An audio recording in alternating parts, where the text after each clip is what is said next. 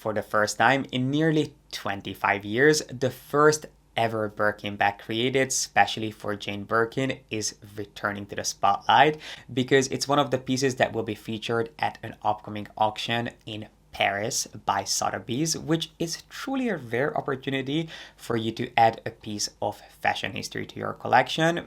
This Birkin bag is not only the original prototype, but it also features several details that you will not find on any other Birkin bag because they were specially requested by Jane Birkin, and Hermes did not produce a bag quite like it for anyone else. So I thought this would be the perfect opportunity for us to explore the true story behind how the Birkin bag came to be, considering that a lot of what you hear online is kind of distorted or it's been lost in translation.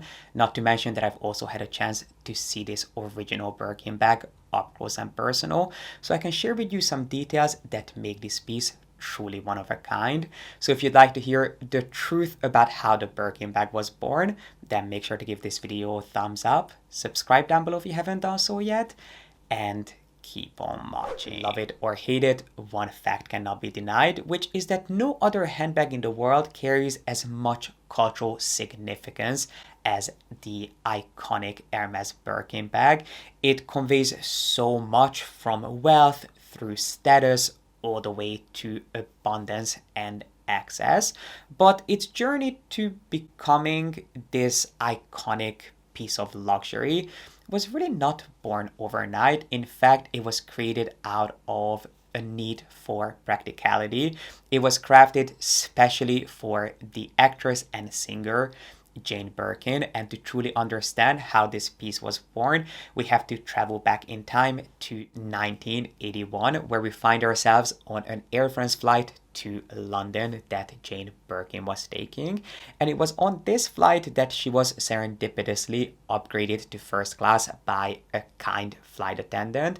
A twist that really set the stage for this legendary moment. Jane made her way onto this flight with her beloved Hermes agenda in hand that was filled to the end with bits and bobs and pieces of paper, so much so that as she was making her way to her seat, she left a trail of papers behind until the gentleman who was seated next to her politely suggested that she gets one with pockets. When Jane responded, well, what can you do? Hermes does not make them with pockets. To which the gentleman confidently responded, I am Hermes, because this gentleman turned out to be Jean-Louis Dumas, who at the time was the artistic director of Hermes. And this is really how history began. Jane Birkin and Jean-Louis Dumas got into a conversation about what she was truly looking for and why she loved the brand Hermes so much. She had been aware of the Kelly bag, but she found the bag quite neat and a little bit too polished for her liking, not to mention that she felt that the bag was just a little bit too small for what she was looking for. So she grabbed the SIG bag from the seat in front of her and she sketched a bag that she would love to have in her collection. And a few months later, she was invited to the headquarters of Hermes in Paris to have a look at a prototype of a bag made of cardboard, and it was pretty much love at first sight. And that is the bag that then ended up turning into the Birkin, which was actually not only inspired by the Kelly bag, which is a bag that, as we know, Jane Birkin had known of and had liked, but it also draws inspiration from the iconic HAC. Little known fact, the Kelly bag actually came before the Birkin. As iconic as the Birkin is, the Kelly bag had been around a lot longer. The Kelly bag was born in the 1930s, and it was a more ladylike polished take on the HAC bag, which was originally designed as a carry-all for the equestrian to carry their gear to the stable in an extremely refined, sophisticated manner. But that is basically how the Birkin bag came to be. You often hear and see stories online that say that the Birkin bag was born out of desperation because Jane was carrying a basket to this flight that spilled, and that's when Jean-Louis Dumas offered her the opportunity to design her very own bag. You know, tomato, it did happen on a flight, but in reality, it was an agenda that Jane was carrying, not a wicker basket, even though she was known for carrying a basket around. But in this instance, it was an agenda that sort of triggered this series of events. I'd got my agenda, as usual, bang full of bits of paper and everything, and the whole thing fell to the ground. And if you would like to add a legendary and iconic Hermes agenda to your collection, don't forget about the Ulysses. I don't know for a fact that Jane Birkin was carrying a Ulysses, but I would not be surprised if that was the case, because the Ulysses is the most iconic agenda that Hermes offers. And at this point, it's also available with actual pockets, and it's called the Neo Ulysses. No one could have expected that the Birkin bag would turn into a true icon in its own right, not even Jane Birkin, and she really did not realize it until years later. So she was gifted her very first prototype of a Birkin bag in 1985, which is the bag that we'll move on to in just a couple of minutes. That is the bag that will go on auction in the coming weeks in Paris. So she was gifted this first bag in 1985, and she went on her merry way, not realizing that this bag became a true sensation, even though it did take a handful of years, because believe it or not, there was a point in time when you could just walk into Hermes, and if they had Birkins available, you could just ask for one. It did not mean that they had them in every single color in abundance like other boutiques do with their stock, but if they happen to have one available in stock, you could essentially just buy it off the shelves. But it was many years later, when Jane Birkin was traveling giving interviews, that at an interview, a young interviewer asked her if she was named after the Birkin bag, not realizing that it's actually the other way around. The Birkin bag is the one that was named after her. Over the years, Jane was gifted 5 Birkin bags, even though she could have essentially had access to an unlimited supply of Birkins. She was only ever gifted 5 of them, including this original Birkin, the prototype, and she was only gifted 1 Birkin at a time. She only had one in her possession at a time that she loved and used for many years. But over the years, she realized that they were just a little bit too, as she said, snobbish for her, once she realized the hype and the sensation surrounding this bag. She also found it to be just a little bit too bland and a little bit too heavy, which is why she ended up personalizing it with bits and bobs, baubles, watches, and she even turned some of her bags into statement symbols, but not the kind of statements that you would associate with the Birkin bag, more of a political statement. So she had stickers and pieces of paper stuck to her Birkins just to kind of advocate for causes that were really near and dear to her heart, like the work that UNICEF was doing in the 90s and early 2000s. And that is a detail that we'll also have to come back to. But every single Birkin bag that Jane had and carried was in black, in either box or Togo leather, and the one that will be on auction is going to be in box leather. So let's discuss what makes this bag truly special. This was the original prototype that gave Hermes the idea for this bag, and it featured details that Jane specifically asked for on this legendary flight. And of course, Hermes took this creation and ran with it. It's gone through several iterations. Now it's available in a huge range of different sizes, colors, and even shapes.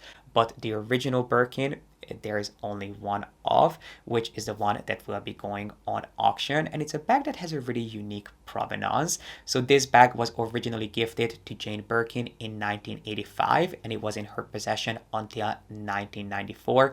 As you can tell from the pictures, it is a bag that she lovingly used and abused. It's definitely not something that she babied. It even has a residue left behind from the stickers that she stuck on this bag, and of course we'll move on to all the details, but it was in her possession until 1994 when she decided to donate it, and it was sold at auction to support one of the leading AIDS foundations in France.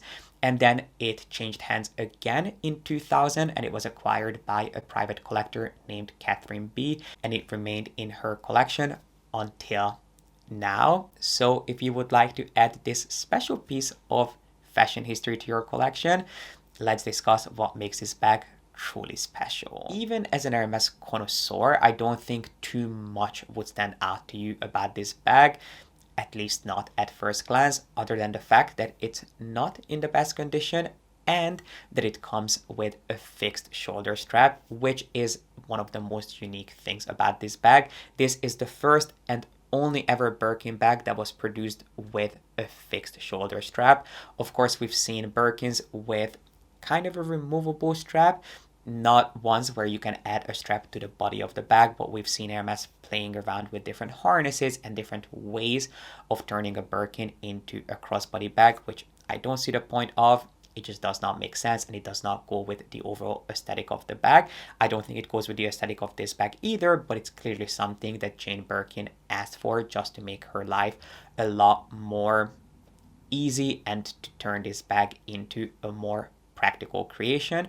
And if it's something that you also love the look and the idea of, just know that this is the only ever Birkin bag that you'll get the chance to buy with a fixed shoulder strap. As I mentioned, this is a bag that will feature all these marks on the outside, which some of it is just from regular wear, but it's also the residue of some of the stickers that Jane herself proudly stuck on her bag to really advocate for causes near and dear to her heart, like UNICEF. Another thing that you might notice, although it's not that obvious, is the size. It's actually a hybrid size, which means that it combines the width and the height of a Birkin 35 with the depth of a Birkin 40. So it actually is not a size that's currently available. These days you would have to choose between a Birkin 35 or a Birkin 40, whereas this is just in between, and it kind of takes the best of both worlds from both sizes, because a lot of people will find a Birkin 40 overwhelming, but perhaps a Birkin 35 not big enough, in which case this would be the perfect size for you. If you look at the hardware, you might notice that it's actually gilded brass instead of it being gold plated, which is also a unique detail. And another thing that you'll notice is that there's no metal hallmark on the hardware, which is not unique to this bag. It's something that Hermes more recently added to their contemporary bags, but again, it's a detail that you'll notice on the hardware of this bag. Another detail when it comes to the hardware is the little shelves that the sangles sit on. They are not those very refined open shelves that you'll find on a contemporary Birkin. Instead, the shelves are more like a little cage that you can lead the sangles through, which is of course the same detail that you'll find on the HAC. But the twist closure is rounded, which again is the same twist closure that you'll find on the Kelly bag, not on the HAC, because on the HAC the hardware is more square and a little bit more bulky. So again, it combines the best of both worlds. I personally prefer the open shelves.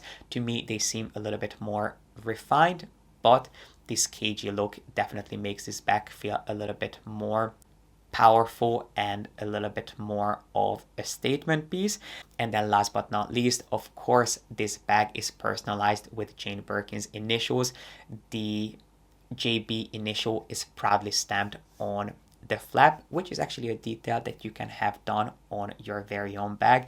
It's something that Hermes still offers. You can have your bags engraved with your initials. You can choose from a handful of different places.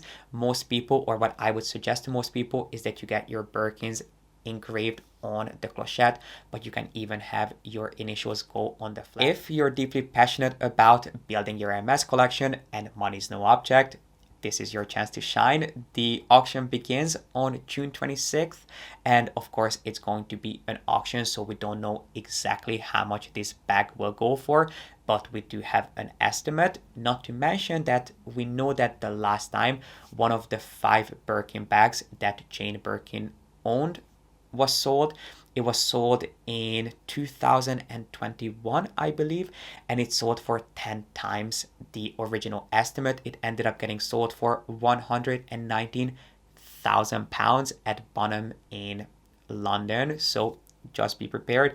When you see the estimate, keep in mind that that's most likely going to be exceeded by quite a bit. Now, of course, you're not buying this bag because of the way it looks or because you cannot find a comparable bag. In fact, you can find a comparable bag, not of course identical to it, because as we discussed, there are some unique details that were never replicated, but you can definitely find a Birkin 35 or a Birkin 40 in box leather for much less money. But if you're really into your art, because this is what it is a piece of fashion history, it is like investing your money in a piece of art, just know that this auction is going on as we speak. But I would love to hear your thoughts when it comes to the birth story of the Birkin bag. Is it something that you were familiar with? If not, do you have a different appreciation or a different perception of the Birkin bag? I would love to hear what you have to say. And let me know if you live in Paris and if you're going to see this auction, would you consider buying this bag? Do you see this as a great investment? I would love to hear what you think. And while you're down there, make sure to give this video a thumbs up and subscribe if you haven't done so yet. I really appreciate you being here and watching, and I cannot wait to see you back here with a new video really, really soon.